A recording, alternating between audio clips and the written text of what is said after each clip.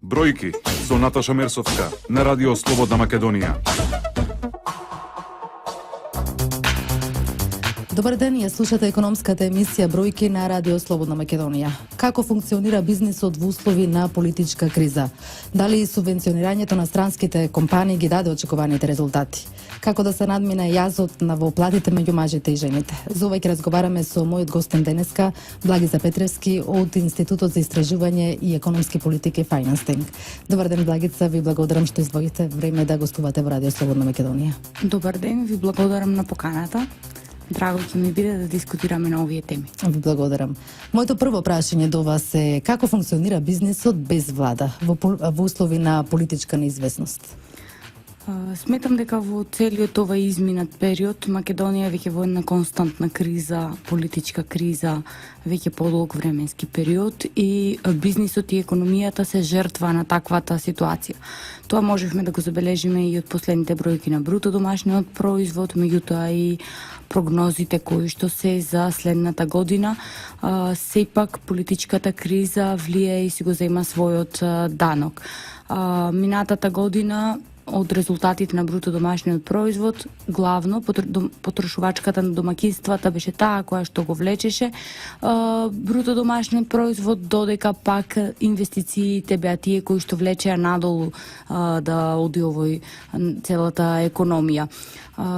Очекуваме дека и оваа година ваквата политичка криза ќе се одрази повторно врз неизвестноста за инвестиции како врз домашните, така и врз странските инвеститори, посебно за оние подолгорочни инвестиции и сето тоа повторно негативно ќе се одрази врз економијата. Тоа е еден од главните канали кои што целата оваа ситуација влијае. Меѓутоа исто така нецелосното функционирање на институциите, нецелосната економска атмосфера влијае понатака бизнисот да биде воздржан, не само од инвестиции, меѓутоа и од некои идни планови и планирања.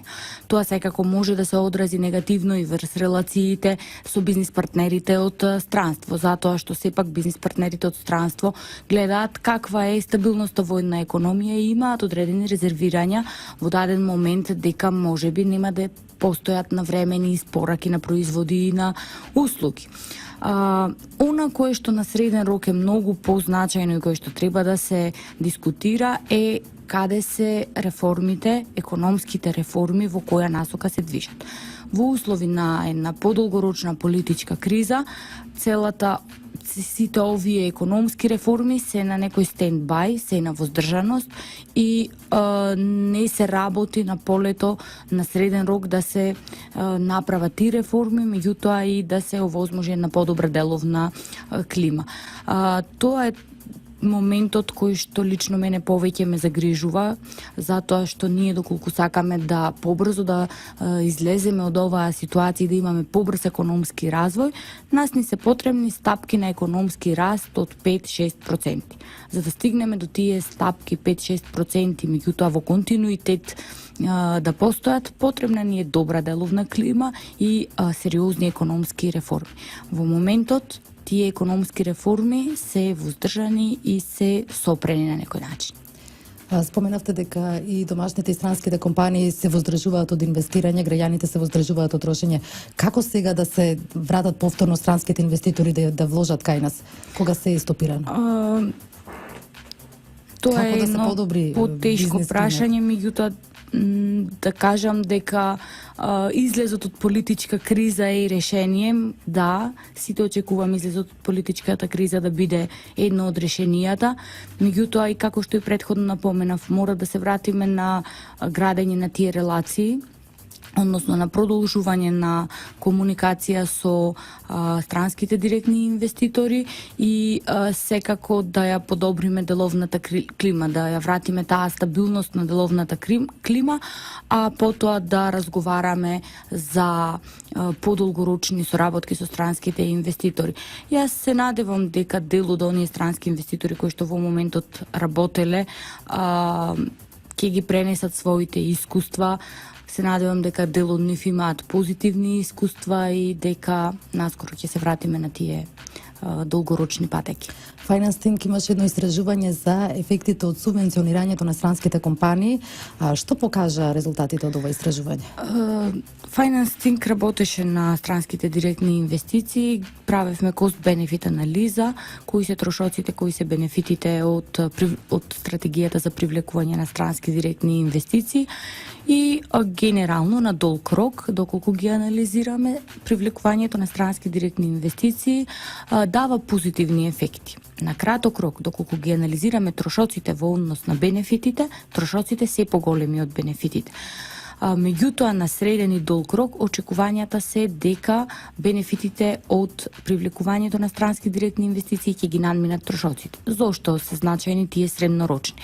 На среден рок, она кое што нашата анализа го предвидува е дека странските директни инвестиции ќе имаат поголемо поврзување со домашните компании и ќе пренесат одредени ноу-хау знаења. Меѓутоа, исто така и една од главните предпоставки е дека после тој период на 10 години странските директни инвеститори ќе продолжат да работат во земјата. Доколку овие предуслови се исполнат, во тој случај стратегијата за привлекување на странски директни инвестиции има поголеми бенефити од трошоци.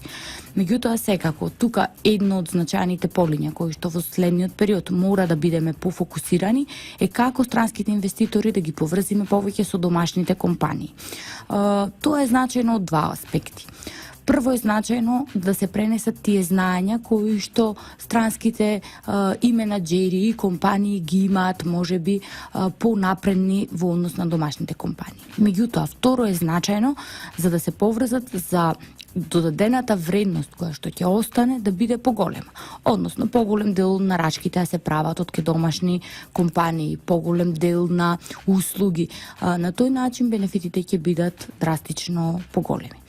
Во овој момент многу е мал делот на таквата соработка, меѓутоа може би со едно посоодветно таргетирање на странските инвеститори да бидат поблиски до она што домашните компании го работат за да може тој синџир полесно да се изгради, тоа се дел од начините како бенефитите од странските инвеститори да бидат поголеми.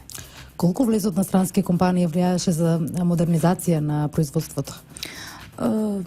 Тука не можам да кажам затоа што не сме ги анализирале тие податоци, меѓутоа една од целите на целокупната стратегија на привлекување на странски директни инвестиции беше тој технолошки капацитет да се подобри во економијата. Дали во истражувањето имате истражување дали се подигнати платите на вработените кои што работат во странските компании? Платите во странските компании не се значајно поразлични од оние кои што се во целокупната економија.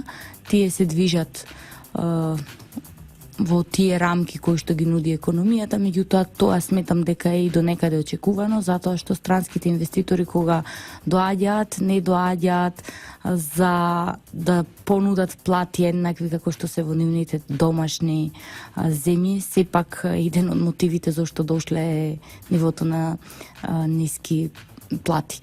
Тоа не треба да биде така, меѓутоа сепак една од целите треба да ни биде да ја подигнеме продуктивноста, да ги подигнеме знаењата и да ги подигнеме платите на кои што се земаат во економијата и на тој начин ние да имаме услов кој што го поставуваме.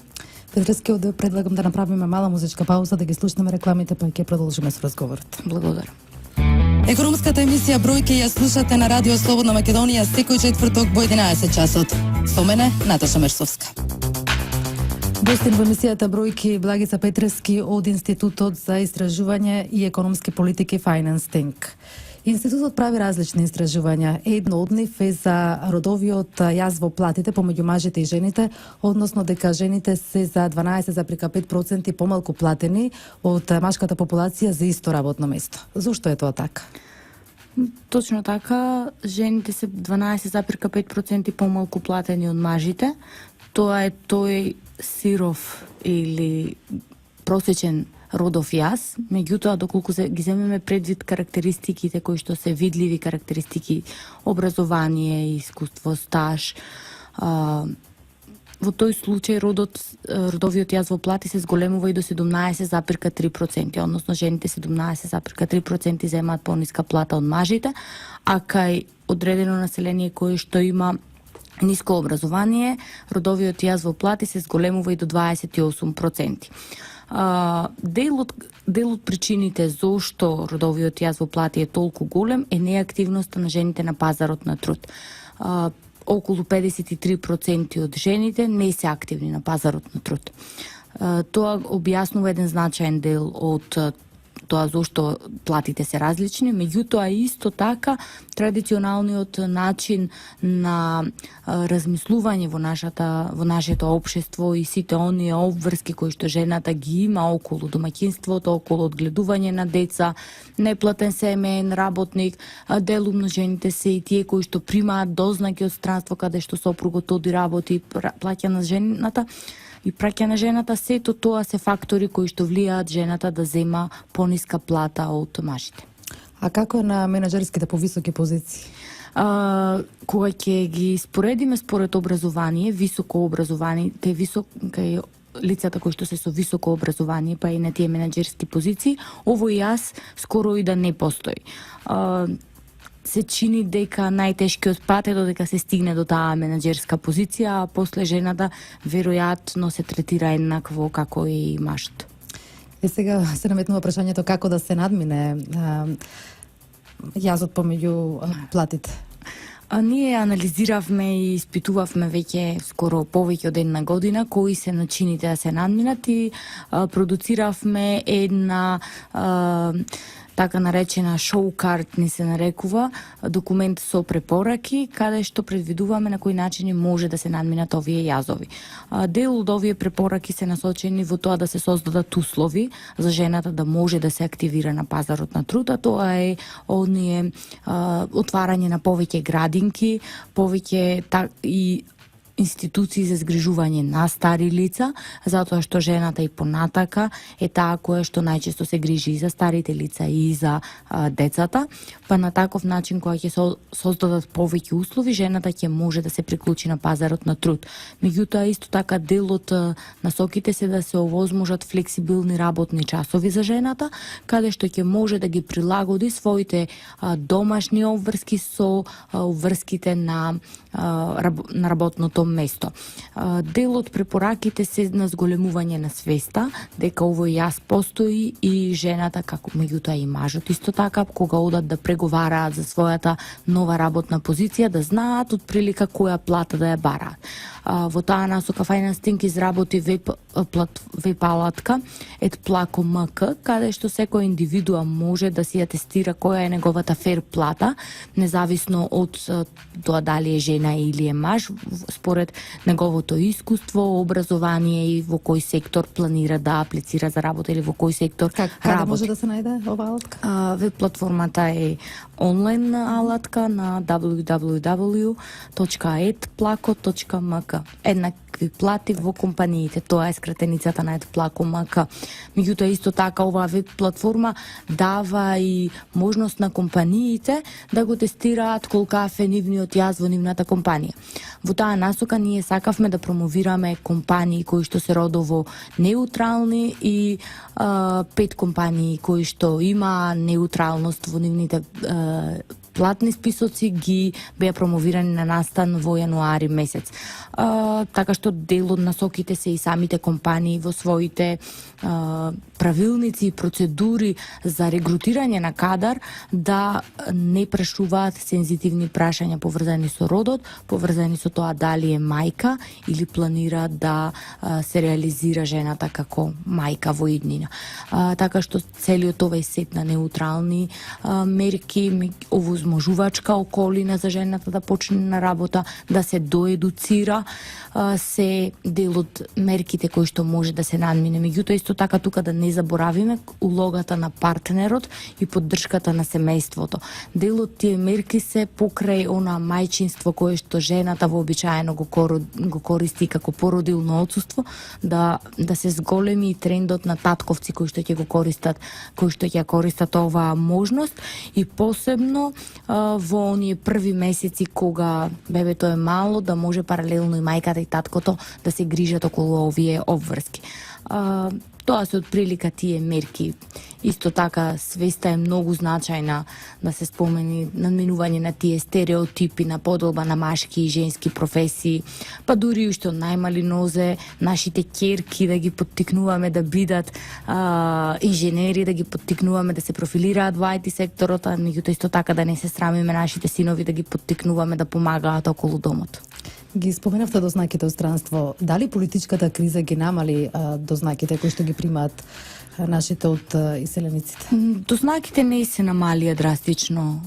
Некако се чини дека и во политичката криза кога беше, односно финансиската криза кога беше 2007, па и сега дознаките не се многу сензитивни на овие промени, сепак дознаките се повеќе поврзани на некој начин семејствата, не се тоа тип на инвестиции кои што зависат од деловната и политичката клима, туку повеќе е тоа какви се релациите на домакинствата со иселениците во странство. Имате ли, никој нема точна бројка колку годишно изнесуваат? Може ли да предпоставка колку се движат тие? Дознаките од странство во моментот изнесуваат 400 милиони долари. Меѓутоа, според нашите предвидувања, се дека до 2021 година дознаките исто така ќе бидат една значајна сума која што Македонија ќе ја прима и очекувањата се дека ќе се зголемат до некои 460 милиони долари до 2021 година. Неодамна понудивте нов предлог примателите на дознаки од странство да имаат здравствено и пензиско осигурување. Имате ли информација до каде е ова? Дали има некој слух за да го слушне што би добиле овие лица? Така, кога го дадовме тој предлог, предлогот најде на голем интерес и од страна на носителите на политики, и од страна на експертската јавност, и од страна на Фондот за здравствено осигурување. Меѓутоа, нажалост, целата оваа ситуација некако ги стопира тие преговори, како што и претходно споменав, процесот на реформи. Ние се надеваме дека ова е еден интересен предлог, со оглед дека во изборниот процес забележавме и на двете страни, на двете најголеми политички партии, серија на нови предлози за социјално ранливите категории. Ние се надеваме дека ова е еден предлог кој што може да се најде како мерка на идната влада. Меѓутоа се уште немате одговор дали би евентуално би се прифатило. Па реално не ни можеме да очекуваме да добиеме одговор кога знаеме дека има некои сепак сериозни импликации врз буџетот? Не, импликациите врз буџетот не се толку големи, може би треба повеќе да се направи проценка колкав е бројот на лица кои што би биле потенцијални корисници и целиот тој начин да се вклопи со моменталниот начин на здравственото осигурување кое што е во Македонија. На кои други истражувања во моментот работи вашиот институт? Во моментот Finance Think работи на еден голем проект Фискаст, каде што целта е да понудиме решенија на значајни теми, кои што се значајни од аспект посебно за социјално ранливите категории граѓани, меѓутоа исто така за значајни теми како што се образованието и здравството.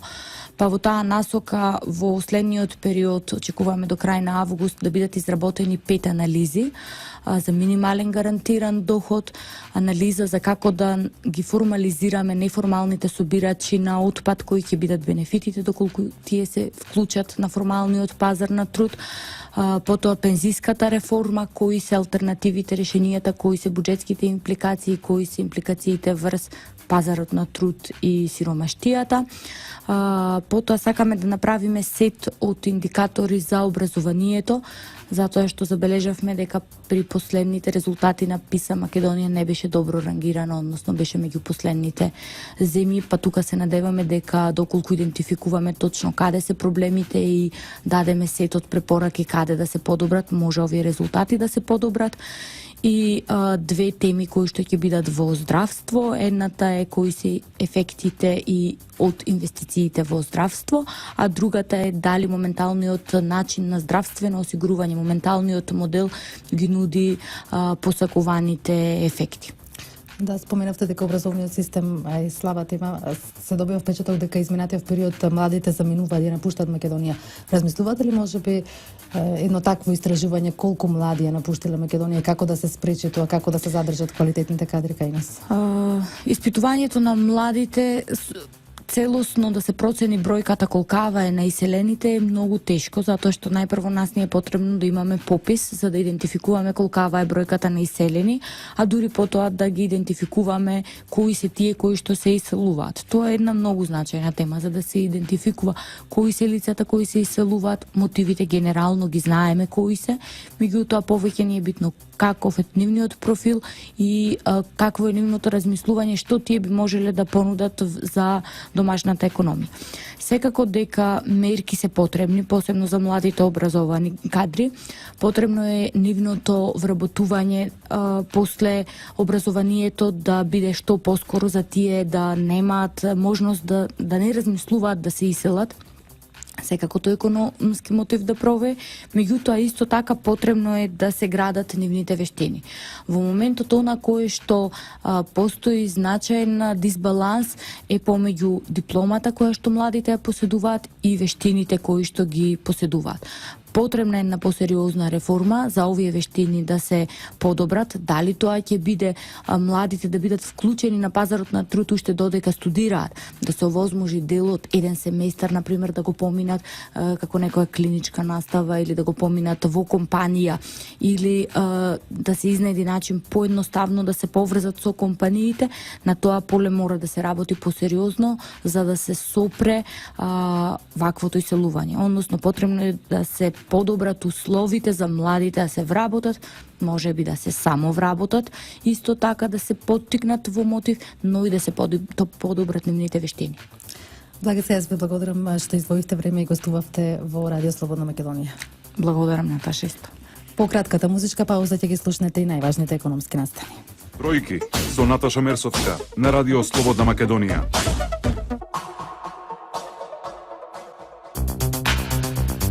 Во емисијата Бројки ги слушате и најважните економски настани оваа недела. Интензивно се бара начин да се исплата земјоделските субвенции согласно законите. Ресорниот министер Цветков ги информирал земјоделските здруженија дека за субвенции се предвидени и обезбедени 100 милиони евра, но законот за избори не дозволува нивна исплата до формирање на влада. Овој измени во законот за избори се направи по барање на опозицијата, која што кажуваше дека вие субвенциите ги сплаќате пред самите избори, од тие причини земјоделците гласат за вас. И на барање на опозицијата практично се направи ова. Не знам на што ќе делува сега ако ние субвенциите ги сплаќаме нема избори, нема ништо, така да владата не зависи од субвенциите, него зависи од парламентот. Во оној момент кога ќе кажат дека нема законски пречки, ние ќе пристапиме кон исплата на субвенции. Исплатата во овој момент се коси со уште 3 други закони. Земјоделците предупредуваат дека ќе имаат големи загуби ако наскоро не ги добијат парите. Даваат рок за решение до следниот понеделник, пошто најверојатно ќе протестираат. Потребни ни се средства и апсолутно не можеме ние да чекаме. Ние немаме време за чекање. Службениците може да службуваат, а ние треба да аргатуваме. Аргатувањето бара пари. Политичката криза го намали бројот на странски туристи. Нестабилноста и неизвестноста во земјава придонесоа странците да ја заобиколуваат нашата земја. Добро е што бројот на домашни туристи е во пораст, но загрижуваат податоците за посетите од странство, велат од Комората за туризам. Сите оние проблеми со кои што се соочуваа грчките земјоделци, па и останатите во Европа, ќе бидеме приморени и ние на тој начин да го искажеме нашето незадоволство. Ако може да слушнеме Билјана од Комората за туризам? Сега се во една ситуација да мора повторно со нивните деловни партнери од странство да се вратат неколку чекори назад во договорите и да ги убедуваат дека политичката безбедносна ситуација, која што е моментално во Република Македонија се прикажува и надвор, нема да влијае во однос на нивните договори, односно во однос на посетите на странските туристи. Планинскиот и бањскиот туризам се најпривлечни за туристите. Токму во овие сектори треба најмногу да се инвестира. Податоците покажуваат и дека странците најмногу сакаат да се сместат во хотел со 4 или 5 звезди, а домашните во приватни капацитети. Во услови на политичка неизвестност, се почеста е сивата економија во овој сектор. Значи имам дојави дека има организирање на само иницијативно, на групи, од институции, од невладини, од друштва, организирање на патувања во странство директно не со туристичка агенција, него директно со превозник. Тоа е кршење на законот за туристичка дејност. Би апелирала, значи, инспекцијските служби, без разлика на ситуацијата која што се случува, да својот полн капацитет да го употребат, а ваквите појави и во овој период да се сузбијат. Либерализација на железницата, оспособување на сите гранични премини и едношалтерско царинење по примерот на Албанија и Црна Гора. Ова се само дел од препораките на бизнисмените за непречено одвивање на трговијата. Подучени од лошата состојба во која се најдоа изминатиот период поради блокади на македонските железници и преминоте в зони, македонските бизнисмени сметаат дека со овие предлози ќе се осигураат во иднина повторно да не се соочат со застој во работата. Едношалтерско работење, нешто што е присутно во повеќе држави, дури и во соседството. Ако сакате, таква нешто постои во работењето во границата помеѓу Република Албанија и Република Црна Гора. Ќе го намали транзитното време, зборувам за патниот сообраќај, а секако и трошоците. Интензивно се гради магистралниот гасовод Скопје-Тетово Гостивар. Трасата со должина од 86 километри ќе биде готова најдоцна за 2 години, а вреди 29 милиони евра. Ова исполнување на едно од ветувањата дадени во кампањата и потврда дека ВМРО ДПМН се грижи за сите региони и за граѓаните од сите етнички заедници. Значи, ќе има алтернатива, да не е само овој газ од Русија што доаѓа преку Крива Паланка, туку и да има повеќе други извори што доаѓаат од Грција. Од Грција ќе доаѓаат повеќе извори. Ќе доаѓа и оној од Азербејџан што се гради, ќе доаѓа и од терминалот за LNG газ во Рагуза во Кајатина и уште неколку гасоводи што се во план или што се изградени, така што таму ќе може да се набавува од повеќе добавувачи газ. И плюс овој постоечкиот ќе има избор и тоа ќе влие дополнително на пат на цената. Години стаж и натаму недостасуваат во листите кои до осигурениците ги испраќа фондот за пензиско. Заради ова граѓаните мора лично да одат до ПИОМ и да направат корекции во евиденцијата на нивниот пензиски стаж. Од ПИОМ вела дека податоците ги добиваат од управата за јавни приходи, каде што компаниите треба да ги ожирираат. Експертите препорачуваат да се најде системско решение за сите вакви случаи. Значително да го подобри својот електронски систем за да не се случуваат вакви работи и накој днината е точно во електрониката, односно во вмрежување, линкување на сите карики во оваа алка на социјално осигурување. Правата на потрошувачите се уште не се почитуваат. Услугите кои ги добиваат често не одговараат за парите кои ги исплатила. Затоа се размислува за нов закон за заштита на потрошувачи, каде ќе биде вклучено и онлайн тргувањето, односно купувањето преку интернет. На Светскиот ден за заштита на потрошувачите најавено и дека јавно ќе се истакнуваат имињата на фирмите од кои потрошувачите најмногу се жалат. Се води спор да огласат за ништовна определена клаузула на одреден договор, а сите ние сме свесни дека кога користиме некои банкарски услуги или осигурителни компании и слично, имаме нефер клаузули. Потрошувачите треба да си го најдат своето место во општеството, она што им следува, заради тоа што пред се ние го полниме буџетот, тие средства мора да ни се вратат на некој начин, со подобри услуги, со подобри производи, со поголема респект спрема потрошувачите. Правниците и натаму да ги застапуваат фирмите, а не тоа да го прават адвокатите. Со новиот закон за нотаријат кој стапи на сила почетокот на годината, за секој правен акт, фирмата ќе мора да ангажира и адвокат. Тоа значи дека за поголемиот дел од вработените правници во фирмите ќе нема работа. Срамота ние имаме доктори на правни науки во компаниите да не можат да направат предлог за извршување или некој договор за купопродажба со толку години искуство. Не може за неспорни побарувања да мора да се ангажира правник, тоест надворешно правно лице или адвокат. Се работи за такви едноставни работи кои не се спорни. Се она што е спорно се разбира дека ќе оди на суд и согласно законите во Македонија ќе се суди. Што се однесува до намалување на работата, намалене без оглед на тоа нотарите дали се доведени до работ на екзистенцијата или не би сакала за тоа да спорувам, меѓутоа го спроведуваме и почитуваме законот така и ги работиме, ги потврдуваме приватните исправи. Но граѓаните се шетаат натаму наваму. Недостасува квалитетен IT кадар во земјата. Тоа, според надлежните, е причина за недоволна имплементација на компјутерски системи во домашните компании, а фирмите кои нема да го следат технолошкиот напредок ќе останат надвор од пазарот. Македонските компании со тој капацитет кој што го имаат, зборувам и економски и капацитет во обем на работа, не можат да ги секогаш да ги удоволат потребите на и желбите на младите. Многу лесно можат да работат за странски компании, па дури и не мора да бидат надвор од државата. Сведоци сме и вие сигурно и самите знаете дека има луѓе, студенти, наши граѓани кои што и од дома работат за многу странски компании. Овде завршува уште едно издание на бројки во продукција на Радио Слободна Македонија. Денеска 16 март. Со мен уредник и водител на емисијата Наташа Мерсовска е и Далибор Зафировски, техничка реализација. За нови содржини слушајте не и наредниот четврток во истиот термин. Јас ви посакувам убав ден. Бројки со Наташа Мерсовска на Радио Слободна Македонија.